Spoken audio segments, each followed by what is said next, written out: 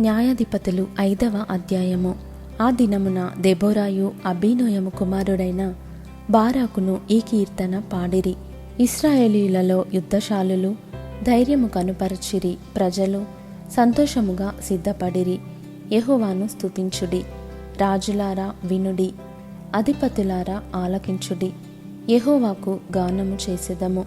ఇశ్రాయేలు దేవుడైన యెహోవాను కీర్తించెదను. యెహోవా, నీవు షెయీరు నుండి బయలుదేరినప్పుడు, ఎదోము పొలము నుండి బయలుదేరినప్పుడు భూమి వనకెను, ఆకాశము నీళ్లను కురిపించెను, మేఘములను వర్షించెను. యెహోవా సన్నిధిని కొండలలో నుండి ప్రవాహములు వచ్చెను. ఇశ్రాయేలు దేవుడైన యెహోవా సన్నిధిని సీనాయిలో నుండి ప్రవాహములు వచ్చెను. అనాతు కుమారుడైన షెమ్గరు దినములలో, యాయేలు దినములలో రాజమార్గములు ఎడారులాయెను. ప్రయాణస్తులు చుట్టుత్రోవలలోనే నడిచిరి. ఇశ్రాయేలీయుల అధిపతులు లేకపోయిరి. దెబోరా అను నేను రాకమునుపు, ఇశ్రాయేలులో నేను తల్లిగా నుండకమునుపు వారు లేకపోయిరి. ఇశ్రాయేలీయులు క్రొత్త దేవతలను కోరుకొనగా యుద్ధము ద్వారముల యొద్దకు వచ్చెను. ఇశ్రాయేలీయులలో 40,000 మందికి ఒక కేడమే గాని ఈటయే గాని కనబడలేదు. జనులలో ఇశ్రాయేలీయుల అధిపతులు సంతోషముగా సిద్ధపడిరి. వారి యందు నాకు ప్రేమ కలదు. యెహోవాను స్తుతించుడి. తెల్లగాడిదల నెక్కు వారలారా, తివాస్ల మీద కూర్చుండు వారలారా, త్రోవలో నడుచు వారలారా, ఈ సంగతి ప్రకటించుడి. వెలుకాండ్ర ధ్వనికి దూరముగా నుండువారు, నీళ్లు చేదుకొను స్థలములలో నుండువారు యెహోవా నీతి క్రియలను ప్రకటించెదరు. ఇశ్రాయేలీయుల గ్రామములో ఆయన జరిగించు నీతి క్రియలను వారు ప్రకటించెదరు. వినుటకై యెహోవా జనులు ద్వారములలో కూడుదురు. దెబోరా మేలుకొనుము, మేలుకొనుము. దెబోరా మేలుకొనుము, మేలుకొనుము. బారాకు కీర్తన పాడుము. అబీనోయము కుమారుడా లెమ్ము, చెరపట్టిన వారిని చెరపట్టుము. ప్రజల వీరులలో శేషించిన వారును కూడివచ్చిరి. శూరులలో యెహోవా నాకు సహాయము చేయవచ్చెను.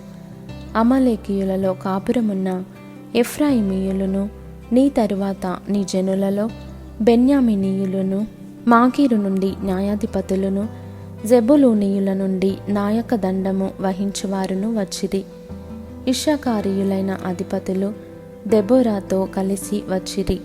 ఇశ్శాఖారీయులను బారాకును అతివేగమున లోయలోనికి చొరబడిరి.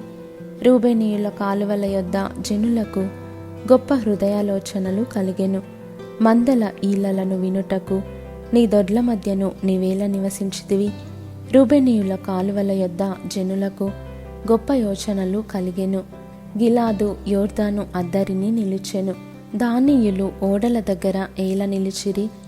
ఆషేరీయులు సముద్ర తీరమున తమ అఖాతముల యొద్ద ఏల నిలిచిరి. జెబూలూనీయులు మరణ భయము లేక ప్రాణము తృణీకరించుకొనిన జనము.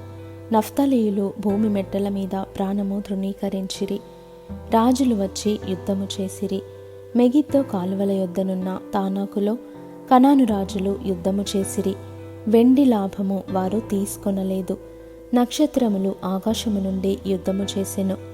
నక్షత్రములు తమ మార్గములలో నుండి సీసెరాతో యుద్ధము చేసెను. కీషోను వాగు వెంబడి పురాతనపు వాగైన కీషోను వెంబడి వారు కొట్టుకొని పోయిరి. నా ప్రాణమా, నీవు బలము పూని సాగుము. గుర్రముల డెక్కలు శూరులను త్రొక్కెను. గుర్రములు ఎగసి ఎగసి శూరులను త్రొక్కెను. యెహోవా దూత ఇట్లనెను, మేరోజును శపించుడి, దాని నివాసుల మీద మహాశాపము నిలుపుడి. యెహోవా సహాయమునకు వారు రాలేదు. బలిష్ఠులతో కూడి యెహోవా సహాయమునకు వారు రాలేదు.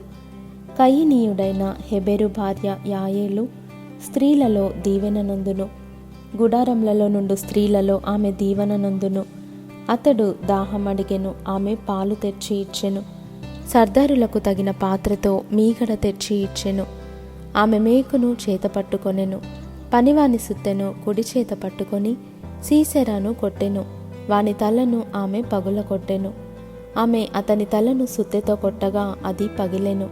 అతడు ఆమె కాళ్ళ యొద్ద కృంగిపడి పరుండెను. ఆమె కాళ్ళ యొద్ద కృంగిపడెను. అతడు ఎక్కడ కృంగెనో అక్కడనే పడి చచ్చెను. సీసెరా తల్లి కిటికీలో నుండి చూచెను. అల్లిక కిటికీలో నుండి చూచి కేకలు వేసెను. రాక అతని రథము తడవు చేయనేలా, అతని రథముల చక్రములు ఆలస్యము చేయనేలా. ఆమె యొద్దనున్న వివేకము గల రాజకుమార్తెలు ఈలాగుననే ఉత్తరమిచ్చిరి. ఆమె తనకు తాను మరలా ఇట్లనుకొనుచుండెను, వారికి దొరికెను గదా, దోపుడు సొమ్ము పంచుకొనుచున్నారు గదా. యోధులందరూ తలా ఒక స్త్రీని తీసుకొందురు, ఇద్దరేసి స్త్రీలు వారికి దొరుకుదురు. సీసెరాకు రంగు వేయబడిన వస్త్రమొకటి దోపుడు సొమ్ముగా దొరకును, రంగు వేయబడిన విచిత్ర వస్త్రమొకటి దోపుడుగా దొరకును. రెండు వైపులా రంగు వేయబడిన విచిత్రమైన వస్త్రము, దోచుకొనిన వారి మెడలకు తగిన వస్త్రమొకటి దొరకును.